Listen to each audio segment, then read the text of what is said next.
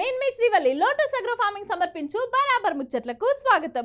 Lotus agro farming మీ చిన్న పెట్టుబడి కోట్లు కురిపిస్తుంది. ముందుగా తలకాయ వార్తలు చూద్దాం. అటెనక వార్తలకు పోదాం.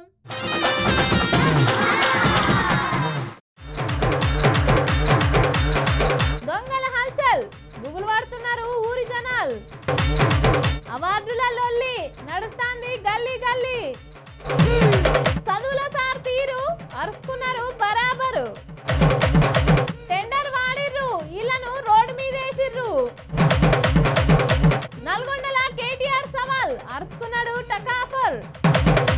ఓ దొంగలు పాడగాను ఎంతగా తెగిచ్చిర్రా మీరు పట్టపగలు ఒగలు ఇక మధ్యరాత్రి ఒగలు పోటీ వాడి ఎత్తున్నట్టున్నారు కదరా దొంగతనాలు. కాళ్ళు చేతులు మంచిగానే ఉండే పని చేసుకొని బతికితే ఏమన్నా అవుతుందారా మీకు? ఇగో గిడ ఎంత పని చేసిర్రు చూడు దొంగలు. ఇలా మునిగిపోను.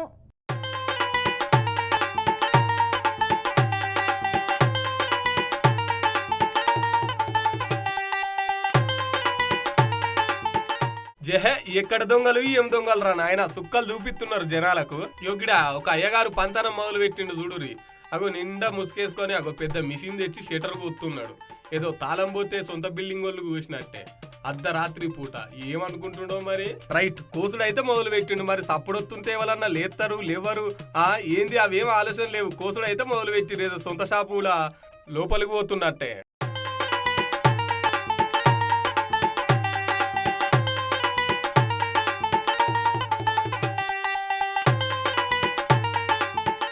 అబ్బర కొడుకు మంచి బంగారం షాప్కి వేసరు పెట్టిండు కదా.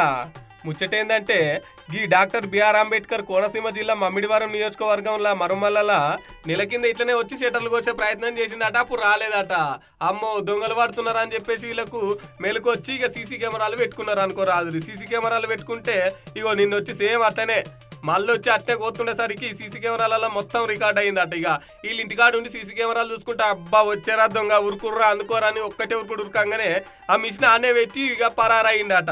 ఇక ముచ్చట తెలిసి పోలీసు వాళ్ళకైతే చెప్పిరట. పోలీసు వాళ్ళు వచ్చి ఎంక్వైరీ చేసి సీసీ కెమెరాల ఆన్లైన్లో మొత్తం చూసి ఎవడు కావచ్చు వాడు అని పట్టుకునే ప్రయత్నం చేస్తున్నారు.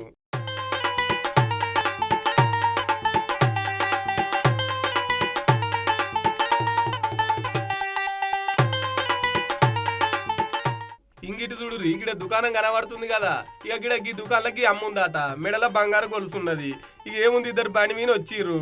ఓడేం బండి పట్టుకొని అట్నే ఉన్నాడు. బండి మంచిగా స్టార్ట్లో పెట్టి. ఇంకోటి వచ్చి అమ్మ పెరుగు ప్యాకెట్ ఉందా పెరుగు కావాలని చెప్పేసి చిన్నగా వచ్చిండు. ఉన్నది రా బిడ్డ అని చెప్పేసి తీసి ఇస్తుండట. లోపలనే ఆగో మెడలకున్న చైన్ గుంజనే గుంజిండు. కాతం సగం పట్టుకుంది ఈమె. ఆడు సగం ఎత్తుకపోయిండు. మొత్తం 3 తులాలు దాకా ఉండేనట. ఇక ఓ తులం దాకా ఎత్తుకపోయిండు అటాడు. ఇక చూడు ఈ దొంగ బడివేగాలు ఎట్లా దాపురం అయ్యారో మనసులో నమ్మకుండా అయిపోతుంది కదా. ఇద్దరు వచ్చినారు. ఒకరి బండిలో ఉన్నారు. ఒకరు వచ్చి వాటర్ బాటిల్ అడిగి పెరుగు ఇట్లా గోరంట్ల రూట్ వాడు చెక్స్ షర్ట్ వేసుకున్నాడు. మీ దగ్గర లాక్కున్నా బండి పైన పిల్లోడు ఉన్నాడు. బండి పైన వచ్చి ఒక వయసు పిల్లోడు ఉన్నాడు. ఎంత వయసు? ఆ పిల్లోడికి ఒక 25-30 దాకా ఉంటాయి. లాగినానికి ఒక 40 దాకా ఉంటాయి. ఎన్ని తులాలు ఉంటుంది కదా? 3 తులాలు. దాంట్లో ఒత్తులు వెళ్ళిపోయింది. ఒత్తులం వెళ్ళిపోయింది. ఇగో ఈ ముచ్చట శ్రీ సత్యసాయి జిల్లా పుట్టపర్తి నియోజకవర్గంలో అయ్యిందట. చూడురి పట్ట బాగలే ఎట్లా బంగారం గొలుసెత్తుకపోతున్నారో. పని చేసుకొని బతికితేంద్రా బడివేగాళ్ళు మంచిగానే ఉండే కాలు చేతులు. పోలీసు వాళ్ళకి దొరుకుతామనే భయం మొత్తమే లేకుండా పోయిందిగా ఈ బడివేగాళ్లకు. ఇక ఎప్పుడు మారుతారు ఇంకెప్పుడు మారుతారు.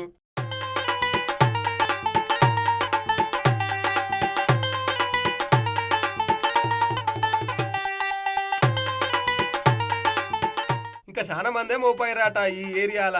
ఇక ఆడోళ్ళు పాపం బంగారం పెట్టుకోవాలన్నా బంగారం పెట్టుకొని బయటికి రావాలన్నా ఒక తీరు భయం కాదట. పోండ్రి దొంగ బడివేగాళ్ళు ఏ వాటికి. ఇద్దరు వచ్చినారు. ఏమిట్లో వచ్చినారు? బండిలో వచ్చినారు. ఏ బండిలో? పల్సర్ బండి వచ్చినారు. ఒకడు హెల్మెట్ వేసుకున్నాడు ముందర బండి తోలాడు. ఒకడు మామూలు కూర్చున్నాడు వెనక. నేను ఇక్కడ నిలబడుకున్నానా టీల ప్యాకెట్ ఇమ్మా అన్నాడు. సర్లే అని కూర్చున్నా. కూర్చున్నాను ఇక్కడ కూర్చొని ఇట్లా చూసినానా ఇక్కడ లేకుంటే ఇక్కడ ఉన్నాయి ఇక్కడ ఉంటే ఇట్లా తీసుకున్నానా ఇట్లా ఇచ్చినానా తీసుకున్నాడు డబ్బులు ఈ చేతికి ఇచ్చినాడు చైన్ ఈ చేత్తవి కుడి చేయడం కుడి చేత డబ్బులు ఇచ్చినాడు సరేలేని ఇట్లే కూర్చున్నాడు ఇట్లా కూర్చుంటే ఈ సైడ్ వచ్చిందన్న ఈ సైడ్ వచ్చి ఇక్కడ ఇస్తున్నాడు. ఇక పోలీసు వాళ్ళు అయితే కేసు కట్టి వాళ్ళు ఎవరు ఏం చెల్లొచ్చిర్రు ఎన్ని చేసిర్రు ఎక్కడోళ్ళు అని చెప్పేసి మొత్తం వాళ్ళ చరిత్ర అంతా బయటికి దోవే పనిలో పడ్డారు. ఇక వాళ్ళు ఎక్కడోళ్ళో ఏమిటోళ్ళో ఏందో కానీ ఓ పోలీసు అన్నలు జర వాళ్ళని తొందరగా దొరకబట్టి ఇంకోళ్ళ మెడల ఆ చైన్ ఎత్తుకపోక ముందుకే వాళ్ళని దొరకబట్టి లోపలేయాలని కోరుతున్నారు ముచ్చట తెలిసిన పబ్లిక్.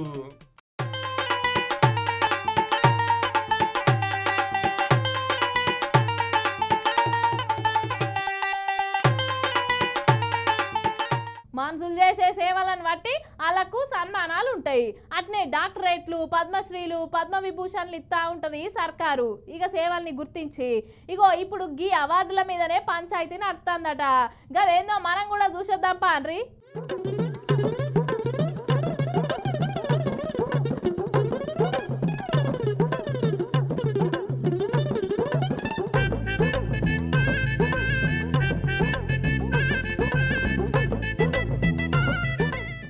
చేసిన పనిని చూసి లేకపోతే చేసిన ప్రజాసేవను చూసి అవార్డులు ఇవ్వాలి కానీ మా పార్టీ వాళ్ళు కాదు కాబట్టి మా పార్టీకి అనుగుణంగా పని చేయలేదు కాబట్టి అవార్డులు ఇవ్వమంటున్నాడు మన బండి సంజయ్ అన్న. ముందుగాలనైతే ఈ సారు మాటలు 200 రూపాయలు ఎట్టిస్తాం గద్దరికి ఎట్టిస్తాం చెప్పండి అని భావజాలం ఏంది? ఎంతమంది భారతీయ జనతా పార్టీ కార్యకర్తలను మర్డర్ చేసిన వ్యక్తులు ఆయన ఎట్టిస్తాం? మేము పక్కా అయ్యాం. మా కార్యకర్తలను చంపితే మా కార్యకర్తలు చంపిన కార్యకర్తలను పాటలు పాడిన వ్యక్తి గద్దర్. అనేక మంది పోలీసులను ఎన్కౌంటర్ చేసిన విషయంలో గద్దర్. ఎట్లిస్తాం? మీరు వంతం ఇస్తామేంది అవార్డ్స్? భయపడే ప్రసక్తి లేదు, వెనుకపోయే ప్రసక్తి లేదు.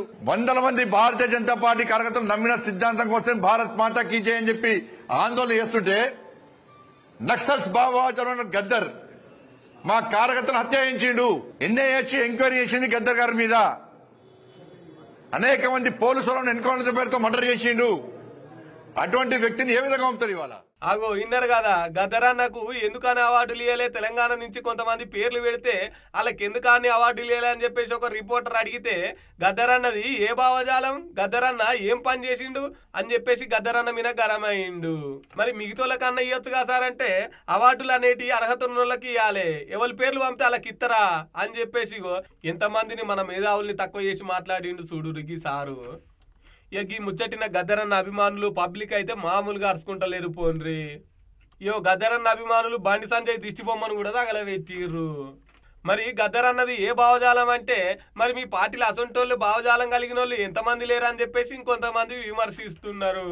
ఇంకొంతమంది ఏమో మరి గదే గద్దరన్న చచ్చిపోయినప్పుడు మీ ప్రధానమంత్రి సహా లేఖ పంపే కదా మేము చింతిస్తున్నామని చెప్పేసి మరి అప్పుడేటు పోయింది గద్దరన్న భావజాలం అప్పుడు గుర్తుకు రాలేదా మీ ప్రధానమంత్రికి అని ఒకళ్ళు. ఇంకొకరేమో మన పక్క రాష్ట్రంలో పవన్ కళ్యాణ్ సార్ అంటే గద్దరన్న పేరు ఎదిస్తాడు కదా, మరి బీజేపీ అక్కడ కూడా కూటమిలో ఉంది కదా, అక్కడికి పోయి ఎందుకు ఇట్లా మాట్లాడవు అని ఇంకొంతమంది అరుచుకుంటున్నారు. ఇక ఈ ముచ్చట ఎంత దూరం పోతుందో కానీ ఇక ఈ బండి సంజయ్ సార్ అయితే మరోసారి గద్దరన్న పేరును ఉద్యమకారుల పేరును చర్చకు తీసుకొచ్చిండుల్లా.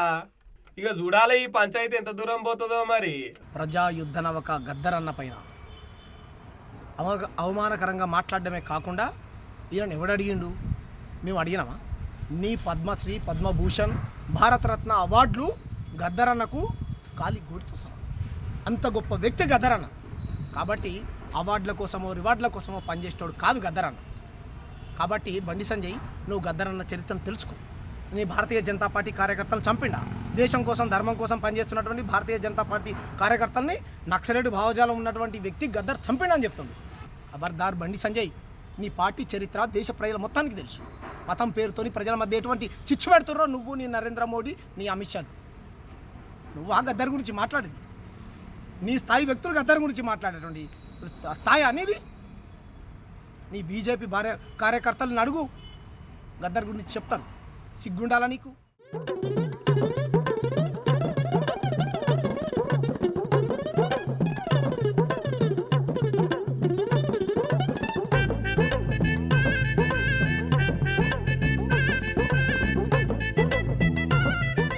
చదువుయేపేటోళ్ళు సక్కంగా ఉంటే ఈనేటోళ్ళు మంచిగా అవుతారు. ఇక చెప్పేటోడు చెప్పి చెడిపోయినట్టు, ఈనేటోడు ఈని చెడిపోయినట్టు. ఇగో చదువులకు పెద్ద మనిషి ఉంచితే చదువును ఈ ఉద్ధరించాల్సింది పోయి గిడ ఎంత పని చేసిరో చూడుర్రి గీ పెద్ద మనిషి. ఈ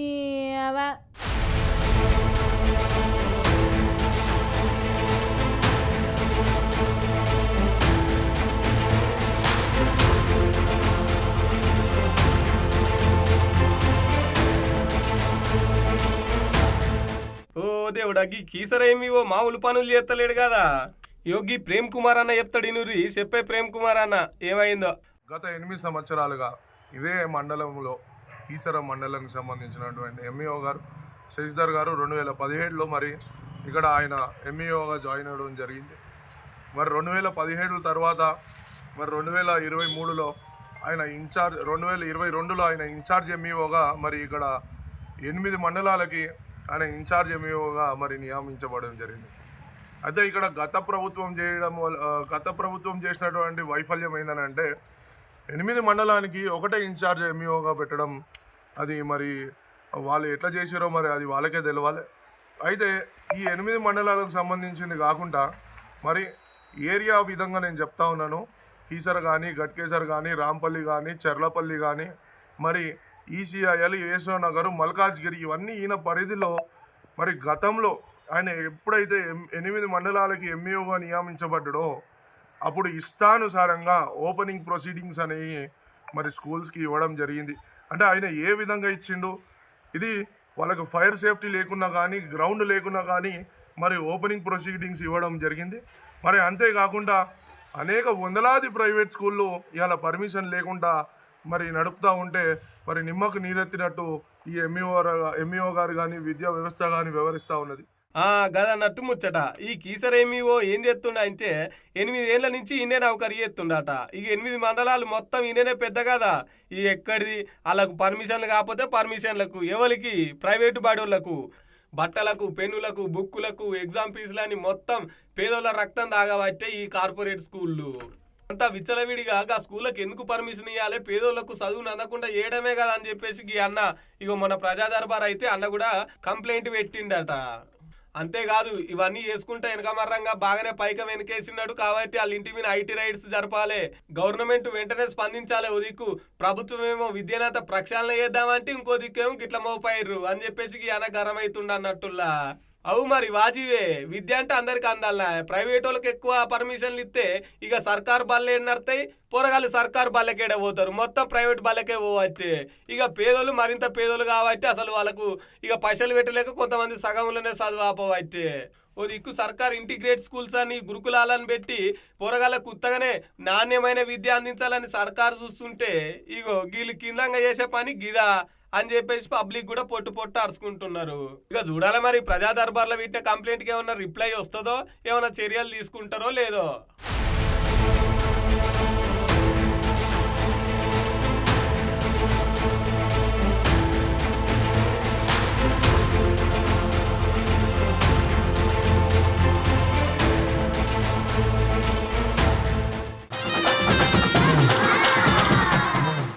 ఏం టెండర్లో ఏమో పోర్రి, పైసలు ఉన్నోనికి ఒక తీరు న్యాయం, లేని వాళ్ళకు ఇంకో తీరు న్యాయం ఉంటుంది. ఇక పైసలు ఉన్నోళ్ళది రాజ్యం అన్నట్టు ఎంత ఎక్కువ వలికితే అంత లాభం ఆ సంస్థకు. అగో గట్నే గిడ ఓ గుల్లే టెండర్ వాడితే గిలు రోడ్డు మీద పడ్డరు. మరి అది ఏం గుడి, ఏమైంది మనం కూడా చూడాలి కదా. చూసొద్దాం పాడ్రి.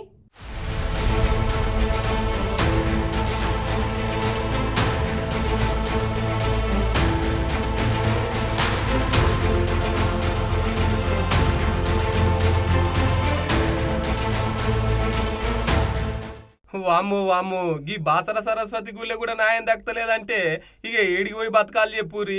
ఇగో గీడ కొంతమంది అమ్మలక్కలు వెనక కానొత్తురు కదా. ఇగో గీల గురించే మనం ఇప్పుడు చెప్పుకునేది. ఇగో అయితే వీళ్ళు 30 ఏళ్ళ నుంచి ఈయనే ఈ గుళ్ళె లడ్డూలు తయారు చేసుకుంటూ బతుకుతుర్రట. పొద్దుగాల మబ్బులు వచ్చి మధ్యాహ్నం దాకా ఈ గుళ్ళెనే ఎన్ని లడ్లు ఇస్తే అవసరం ఉంటే అన్ని లడ్లు చేసుకొని ఇంటికి పోతారు. అయితే అన్ని గుళ్ళ లెక్కనే ఈ గుళ్ళె కూడా మొన్న 4 నెలల కింద టెండర్ వాడిర్రు. కొంతమంది పైసలు ఉన్న వాళ్ళు బాగా పైసలు పట్టుకొని 90 పైసలకు ఒక లడ్డు లెక్క మాట్లాడుకున్నారు. కానీ మిగతా గుళ్ళల్లో మాత్రం 30 పైసలకు 40 పైసలకే ఉంటది. కానీ గిడ ఓ 30-40 పైసలు ఎక్కువనే అనుకో రాదురు. ఇక గన్ని పైసలు గిడ పేదోళ్ళు పెట్టరు కదా, ఇక అందుకని టెండర్లు వాళ్ళు దక్కించుకున్నారు, గిళ్ళని బయటికి వెళ్ళగొచ్చిర్రు. ఇక మాకు పని లేకుండా చేస్తున్నారా అని చెప్పేసి ఇలా ఆవేదన. ఇక ఊరోళ్ళంతా ఒకదాన కూడి టెండర్ ఇస్తే ఇళ్ళకని ఇవ్వాలి, లేకపోతే ఈ గుళ్ళి ఇళ్ళకి ఏమైనా పని అనియాలని చెప్పేసి అనబట్టిర్రు. ప్రస్తుతం ఇక్కడ ఉన్న లడ్డు పులిహోర తయారు చేసే టెండర్నే ఇది ఒక నిదర్శనం. ప్రతి ఆలయంలో టెండర్ జరిగితే వాస్తవం అది. ఇక్కడ మాత్రం 90 పైసలకు ఒక లడ్డు తయారు చేయడానికి, ఇక్కడ విక్రయించడానికి ఒక సింగిల్ టెండర్ ఇవ్వడం జరిగింది. ఈ దాంట్లో ఏఈఓ అందరి హస్తం ఉంది. ఏఈఓ పైన ఈ కాంగ్రెస్ నాయకులు కమిషనర్ పైన ఫిర్యాదు చేయడం జరిగింది. ఆ ఫిర్యాదుని తప్పించుకోవడానికే ఈ టెండరు 90 పైసలకు ఇవ్వడం జరిగింది. ప్రతి ఆలయంలో 40 పైసల నుంచి 50 పైసలే ఉంటుంది. దాదాపు ఒక్కొక్క లడ్డుకు 40 పైసల రూపాయలు అదనంగా ఇస్తున్నారు. అదనంగా ఇవ్వడానికి కారణం ఇప్పుడు ఈ అమాయకులైన వీళ్ళ నోటికాడి కూడు కొట్టడమే తప్ప ఇక్కడ ఉన్న నాయకులు కొందరు కలిసి ఈ టెండర్ తీసుకోవడం జరిగింది. ఇలాంటి తప్పిదాలు జరగకుండా ఈ ప్రభుత్వం ఆలోచిస్తుందని మేము ఆశిస్తున్నాము. లేని ఎడల ఈ పేదవాళ్ళ కోసం మేము అందరం కూడా రోడ్డెక్కి ధర్నాలు చేయడానికి మేము సంసిద్ధమై ఉన్నాము. గ్రామస్తులందరినీ కూడా ఏకతాటికి తీసుకొచ్చి ఈ ధర్నా చేసిన వీళ్ళందరికీ న్యాయం జరిగేంత వరకు ఊరుకునేది లేదు. ఇక్కడ ఉన్న రాజకీయ నాయకులు చేస్తున్న ఈ తతంగం, వాళ్ళ పబ్బాలు గడుపుకోవడానికి టెండర్ తీసుకున్నారు. సింగిల్ టెండర్ ఇవ్వడం అన్నది ఈ అవినీతికి ఇదొకటి ఖరాబాస్త అని నేను చెప్తున్నాను. చూసినారుల పబ్లిక్ దేవుని గుళ్ళ కూడా పని చేద్దామంటే పని దొరకకుండా కొంతమంది డబ్బున్నోళ్ళు వచ్చి ఇలా పేదోళ్ళని బయటికి నెడుతుంటే ఇక ఎడిపోయి బతకాలు చెప్పుర్రు ఈ పేదోళ్ళు. అంటే పేదోళ్ళ లెక్క పుట్టడమే ఇలా చేసుకున్న తప్ప దేవుని గుళ్ళ కూడా ఉన్నోళ్ళు పేదోళ్ళు అనే తేడాలు ఉంటాయా చెప్పుర్రి. ఇక ఊరోళ్ళు అయితే వీళ్ళకి ఈడ ఉద్యోగం ఇవ్వకపోతే అసలు ఇంచలే కాదు, ఎంత పెద్ద ధర అయినా సరే ఈయనే కూర్చుంటామా అని పట్టిర్రు. ఇక చూడాలి మరి మన మంత్రి దేవాదాయ శాఖ మంత్రి కొండ సురేఖకు ఉంది కదా, ఇక ఏం చేస్తుందో వీళ్ళకు న్యాయం.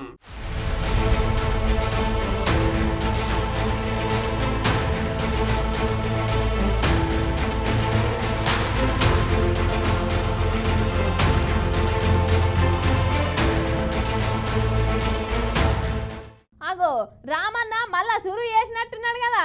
ఇన్నొద్దులు ఈ ఫార్ములా కేసు అని అదని ఇదని ఇన్నొద్దులు నడిచింది, కానీ మళ్ళీ ఇప్పుడు మొదలు పెట్టిండు కదా. సర్కార్ పర్మిషన్ ఇవ్వకపోతే కోర్టుకు పోయి మరీ తెచ్చుకున్నారు. మరిగా సభ ఎట్లయిందో అరుచుకోవాలి కదా, అరుచుకుందాం పాండ్రి.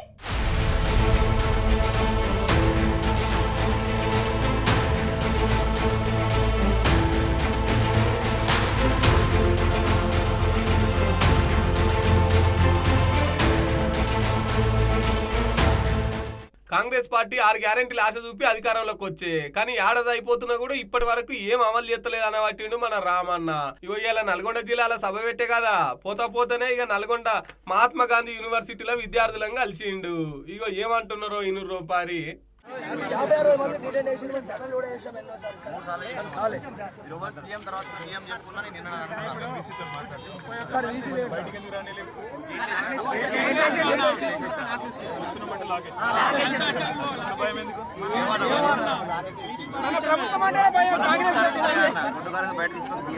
ప్రభుత్వం మీద కావాలని నన్ను నా మీద ప్రెస్ స్టేట్మెంట్ కూడా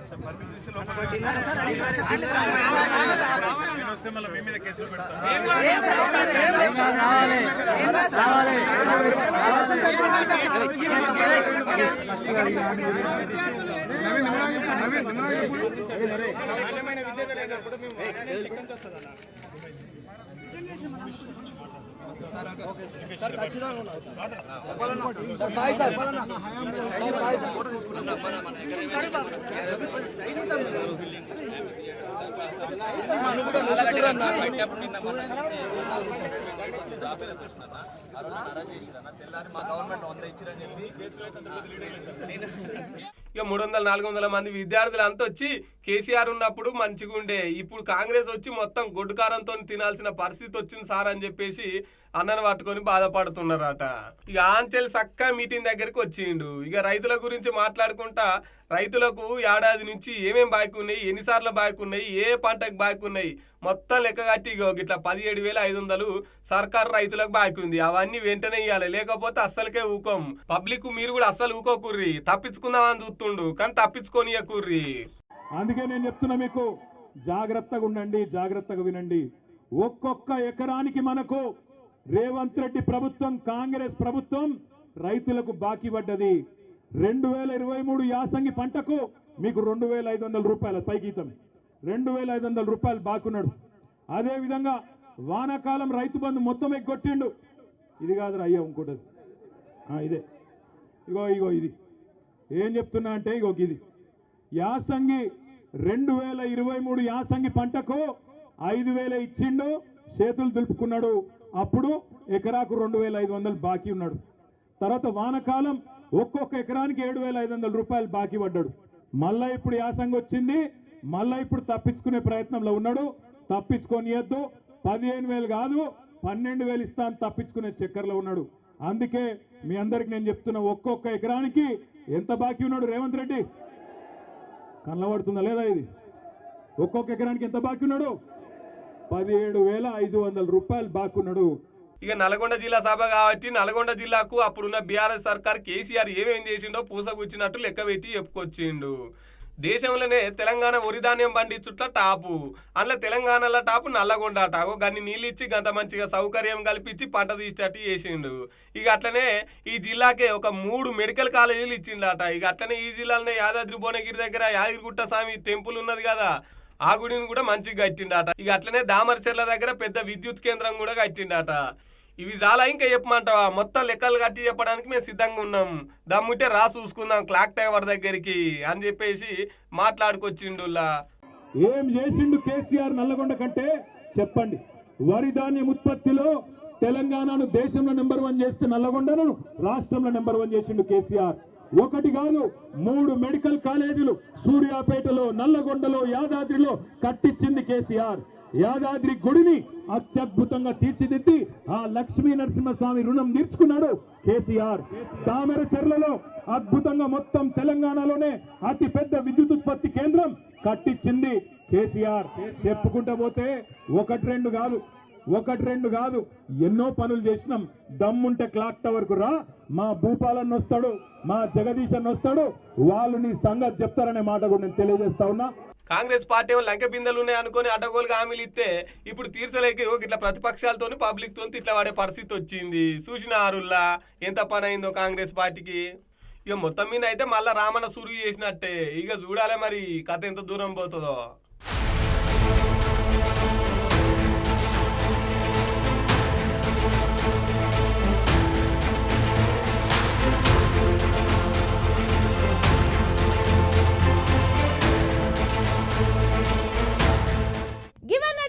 ముచ్చట్లు ఇక రేపటి బరాబర్ ముచ్చట్లలో మళ్ళా కలుద్దాం. అంతవరకు చూస్తూనే ఉండరు బీఆర్కే న్యూస్ తెలుగు. రేపు మళ్ళీ వస్తా.